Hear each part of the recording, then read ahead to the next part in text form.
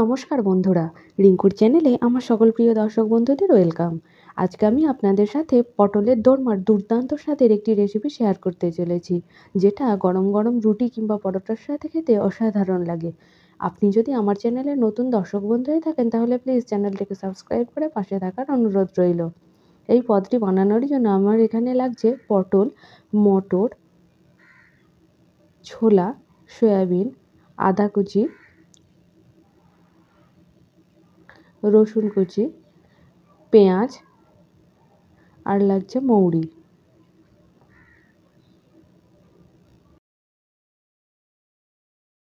ছোলা এবং মটরটাকে আমি আগের দিন রাত থেকে ভিজিয়ে রাখছি, সাথে মৌরিটাকেও আমি ভিজিয়ে দিচ্ছি।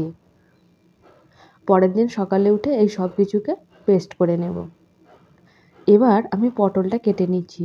পটলের উপরের খোসাটাকে আমি এইভাবে ছাড়িয়ে নিচ্ছি। এবার একদিকটা ছোট করে কাটছি, একদিকটা একটু বড় মাপের কাটছি। বড় মাপের দিকটায় চামচের পেছনের অংশটা দিয়ে আমি এর বীজটাকে বের করে নেব। বীজটা আমার পুড়ে কাজে লাগবে।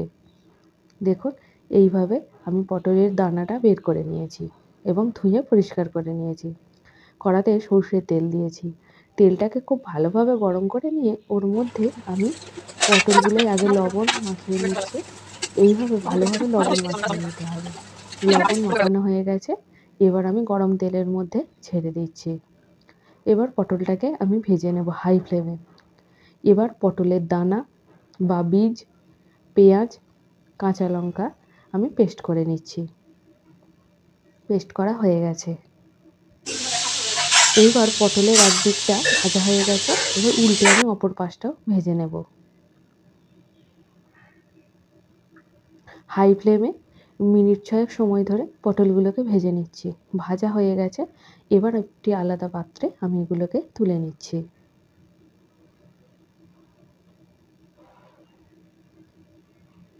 সব পটলগুলো ভাজা হয়ে গেছে। এবার ওই পটল ভাজা তেলের মধ্যেই প্রথমে দিয়ে দিচ্ছি রসুন কুচি। রসুনটাকে ভালোভাবে ভেজে নিচ্ছি।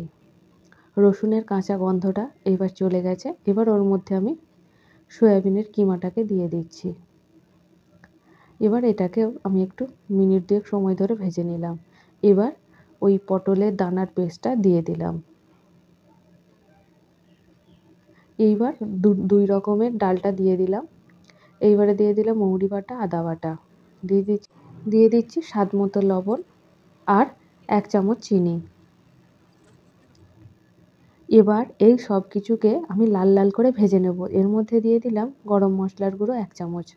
এবার সব কিছুকে আমি মিনিট 20 সময় ধরে লাল লাল করে ভেজে নেব। এই পুরটা ভাজতে অনেক সময় লাগে। ধীরে সুস্থে কাজটা করতে হবে। এই যে আমার কড়ার গায়ে লেগে যাচ্ছে, এবার আমি সাইড দিয়ে তেল দিয়ে দেব। এই তেল দিয়ে ভাজতে থাকলে এই ধারে লেগে যাওয়া অংশটা উঠে যাবে। দেখুন, আমার পুরটা প্রায় হয়ে এসেছে। পুরটা আমার রেডি হয়ে গেছে। এবার আমি নামিয়ে ঠান্ডা করে নেব। ঠান্ডা করে তবেই পুর ভরব। অপরদিকে পটল এবং পটলের পুর ঠান্ডা করে নিয়েছি। এবার পুর ভরার পালা। পুরটাকে এইভাবে ঠেসে ঠেসে ভরে নিতে হবে। এইভাবে আমি সব পটলগুলোর পুর ভরে নিচ্ছি। দেখুন বন্ধুরা, এইভাবে ভরে নিতে হয়। সমস্ত পটলের পুর ভরা হয়ে গেছে। এইবার আমার ভেজে নেওয়ার পালা। কড়াতে দিয়েছি সর্ষের তেল। তেলটাকে খুব ভালোভাবে গরম করে নিয়েছি। এবার ওর মধ্যে একে একে পুর ভরা পটলগুলোকে আমি দিয়ে দিচ্ছি।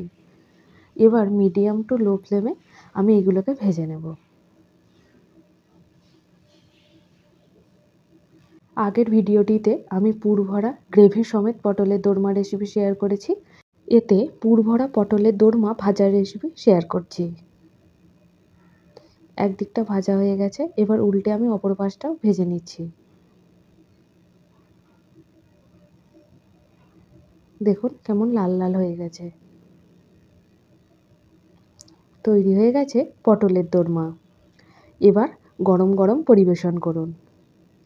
আমার আজকের এই রেসিপিটা আপনাদের কেমন লাগলো অবশ্যই কমেন্টের মাধ্যমে আমাকে জানাবেন। ভালো লাগলে ভিডিওটিতে একটি কমেন্ট করবেন আর লাইক করবেন এবং প্রচুর প্রচুর শেয়ার করবেন। দেখুন আমি একটা ভেঙে দেখিয়ে দিচ্ছি।